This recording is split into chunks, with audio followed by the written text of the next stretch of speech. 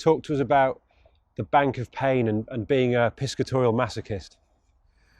I think when it comes to fishing, I have really sort of fished at levels beyond my ability, and the reason that I do that is because when you get one that the carp gods have maybe deigned you weren't supposed to have, it's so sweet. It's just the more you put into a capture, we've all had those quick lucky ones that we get, you know, when you've been doing it as long as we have, but when you do put time in for a fish or into a water for a group of fish, or there's nothing sweeter than when you get one of those. And when you transpose that onto somewhere like Raisbury, which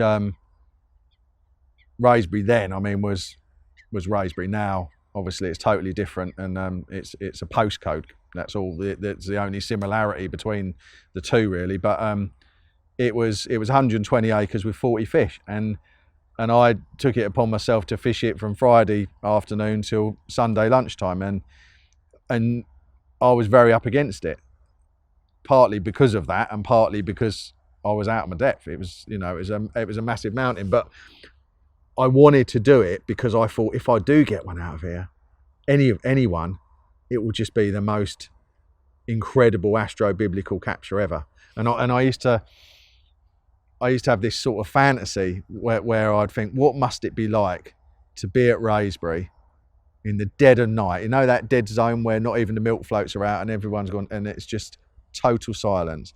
And then you get that nosebleed of a run on Raisbury. What would that be like? And the vision of Mary's Mate was another thing, because that was what really inspired me to go there, because I was obsessed with that fish. But that fantasy of the nosebleed run at 2:30 a.m. when everything is silent was what I strove for. I just wanted to have that moment. That was the main thing that I went to Raisbury for, because I wanted to think, what would that be like? I want to do that. And obviously it became bigger than that, and the mission became larger over and above that. But it's the whole, Raisbury was and other lakes that I fished as well, but Raisbury was the worst one. So you mentioned the bank of pain. So when you're somewhere like that, demands of you, and when you read Laney writing about the mere or something, there is certain things about certain waters that make them immensely taxing, and they demand a certain amount of you to be deposited into the account of the lake, the bank of pain, PLC, before it will pay anything out. And sometimes you have to keep paying in, and you know, another half a pint of sweat, another 3/4 of a pint of blood, another layer of skin graft that you've took off on a load of wild rose or whatever it is, sinking boats or taking out your lines with the outboard. I mean, I just had so many disasters over the years, and sometimes you just think that the lake hates you. You just sit there and you think, this place hates me, but I'm going to get one. I am going to catch one out of here no matter what. And then you just keep pushing yourself, and you keep going. And then when you do get one, that cathartic liberation is the sweetest element of carp fishing that I can think of. Against the odds, against the grain, when you know you're not really good enough to fish there, you know when you haven't got the time to fish there, when you know, and you still surmount the odds. That, for me, that's what being a piscatorial masochist is because I know that payoff at the end is the greatest drug. And unconsciously, do you ever feel like you're writing the story as you go along? Like, do you put yourself in positions where the story is likely to be better than if you went straight to the end goal? Because you're clever enough to realise where that end goal is. Yeah, very much so. I mean, when you are going through those corridors of pain and anguish and disaster, there is a kind of sweet satisfaction, because you just think, come on, just keep throwing it at me and I'm going to soak it up, and this is actually part of the rich fabric of an amazing journey that I'm taking, that may culminate, or as part of one did, in a beautiful black 24-pound mirror from the turfs in the North Lake.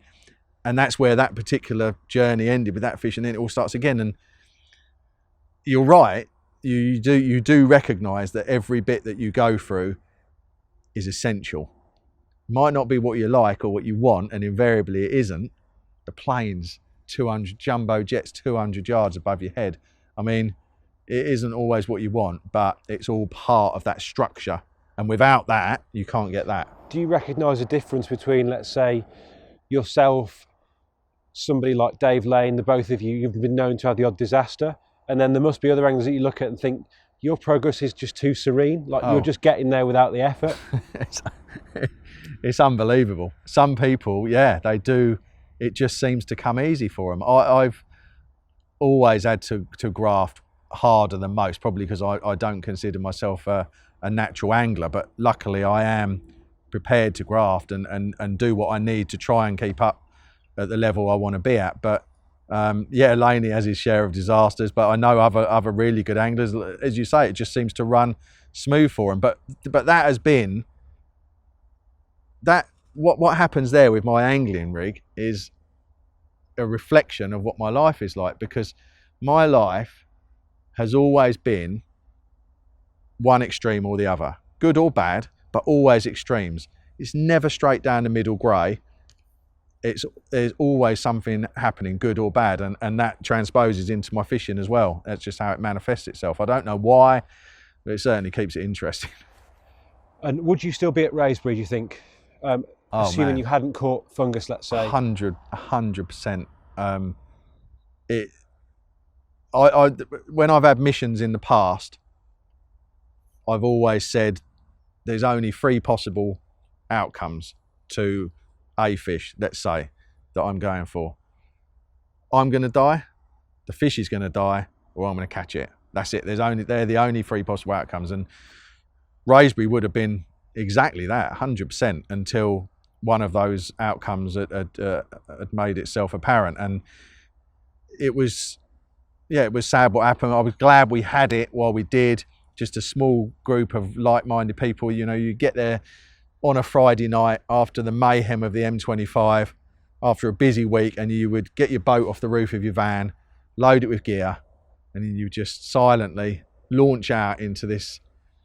And most of the swims were blocked off at the back, so they weren't accessible on foot, and it meant that you know, if you got a visitor, it was another angler coming in quietly around, you know, along the margin in his boat, or, you know, so it was serene, it was challenging, it was unlike anything that I'd done I had done a lot of boat fishing on wildish waters before, but there was nowhere quite like Raysbury. And yeah, I would still be there. I'd still be there now, because how much more respect do you have for that, for the fact that fungus is still elusive in half the size? How mad is that? So now he's corralled into, as you say, 45, 50 acres instead of 120, with, I don't know, maybe another 953 fish in this tiny environment with all that competition food, and he still hardly ever gets caught. So, I mean, he was a real odd, and I used to feed him all the time, and on 10 Acre Island, and you could go, there was one snag where he would always be on a hot day, and I fed him tens of kilos of boilies by hand, where your foot is, and whereas the others, there was a big thick root that ran through the margin, so there was a shallower bit of margin with maybe 18 inches of water, and then there was this thick root about as thick as my arm that came through, and it just bridged up over there, and then down where your foot is, there was this polished out hollow that they had made where I kept on feeding them. Actually, it was there to begin with, but they made it bigger. And some of the fish, like one of the other 40-pounders actually used to come quite regularly up onto the shallows and take bait where my feet are, and you could almost touch him. I used to take these amazing sea scale. No, it was no name. I used to take loads of pictures of his tail breaking the surface, but king fungus would always stay down there. And I used to drop these boilies, and where this root formed this archway, you could see through underneath it into the bowl just beyond it. So I used to get them and just roll them down, and they would drop through this hole, and he'd come and pick them up. And then I started building up a little bridge of boilies deliberately, just the other side of this route.